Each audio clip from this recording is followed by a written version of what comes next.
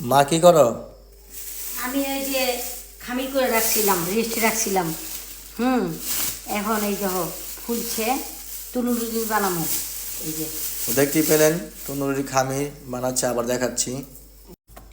এই যে এখন আমি তুলুরুটি বানাবো, শুটকির মাংস তরকারি দেখাইবো আমার ছেলে, আর চা দেখাইব বানায়া পুরো দেখাবো আপনাকে। আমি এখন তুলুরুটি এই যে তেলটা দিয়া এইখানে বেরেস করে দিতেছি। এই যে রেস্ট করে কীভাবে বানাই, সময় অপেক্ষা থাকেন।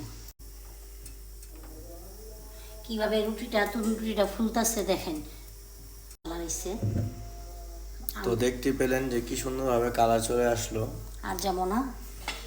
তো দেখেন কি সুন্দরভাবে একটা নান রুটি হয়ে গেল। তো দেখতেই পেলেন কি সুন্দর নান রুটি হয়ে গেল ঘরোয়া পদ্ধতিতে। কি সুন্দর দেখেছেন? এইটা হলো ঘরোয়া পদ্ধতি।